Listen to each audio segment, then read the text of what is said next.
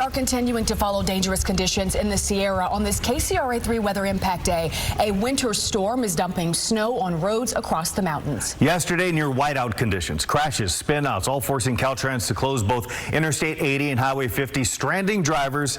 Well, 50 just reopened about 20 minutes ago. However, chains are still required. And while the storm did calm somewhat overnight, that snow is starting to build up. And you can see how it's creeping back into roads already cleared by the snow plows. Banks off to the side are really starting to get some height. You can see that here in these different views this morning. Our Melanie Wingo, Mike, even braving the elements, if you will, to get up there and show us these views.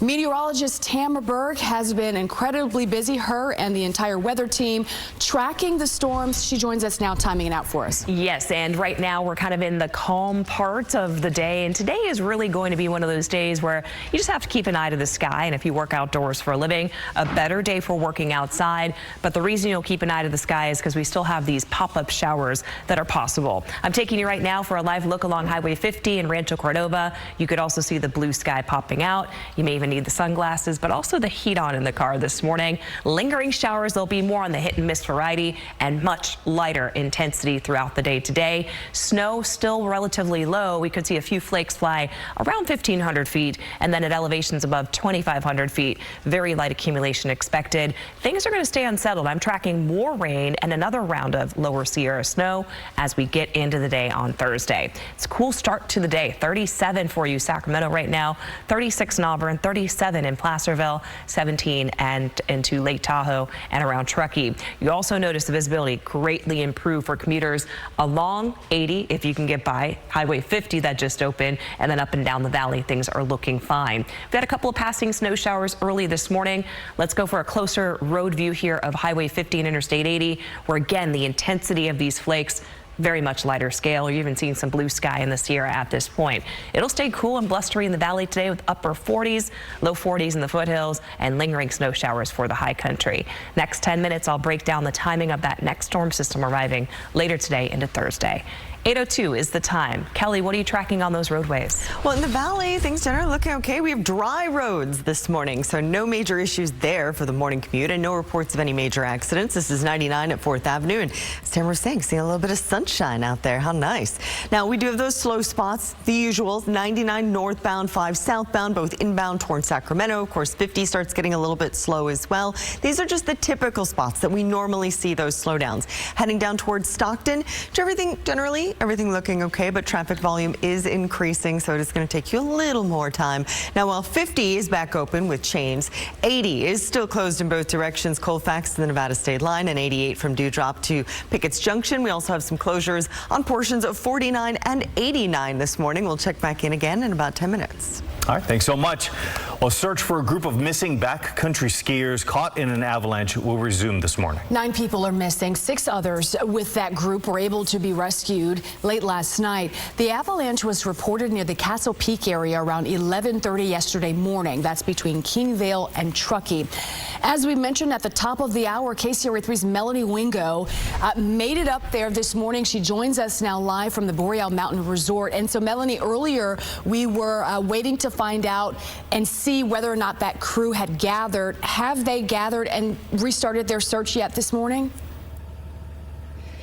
Unfortunately, we have not seen them in the Boreal Mountain Resort parking lot, but just within the last hour, we did hear that they may be approaching it from the Truckee side. There's a Nordic Center up there as well, where some of the search and rescue team members may be making their way in to Castle Peak from that side of things.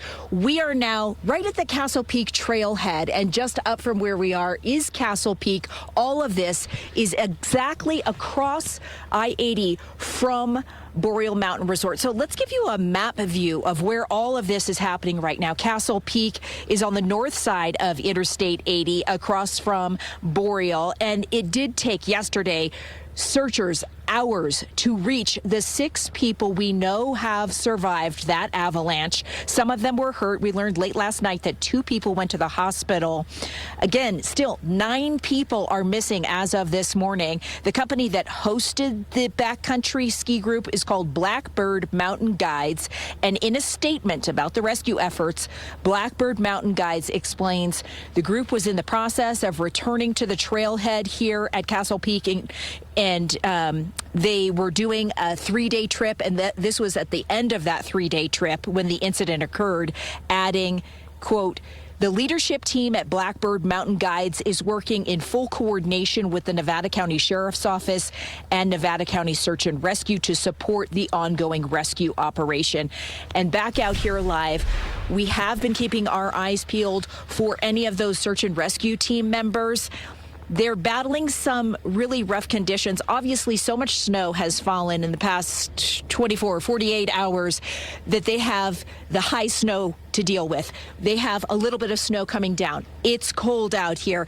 They have all of this factored in to what they're dealing with in trying to reach those 9 people still missing. The Nevada County Sheriff's Office expected to update us on all of the search and rescue efforts at 11 o'clock today in Grass Valley.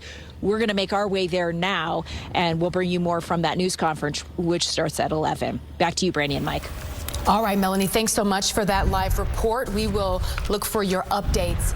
Meantime, 3 adults stranded in Amador County have been found. They got stuck on Mormon Immigrant Trail Monday afternoon. According to Amador, fire rescuers had to work through a mile of dangerous snow to reach them.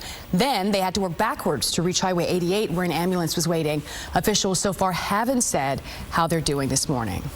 Meantime, both directions of Interstate 80 through the Sierra were closed throughout the morning. We don't have any estimated time for it to reopen. Let's give you a look at those conditions last night near Colfax. Caltrans were turning drivers away, only allowing those who could show that they live locally to continue on. KCRA did speak with people in Grass Valley who say it looks like most drivers got the hint and waited out the storm. Now, the storm also knocked out power to thousands across the state last night.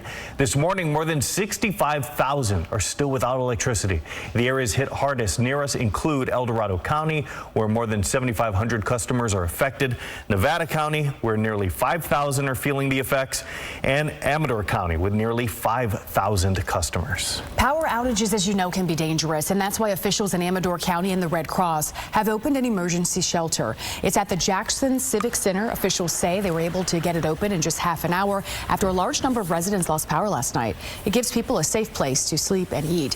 Household pets are welcome too. The shelter is set to stay open throughout the morning.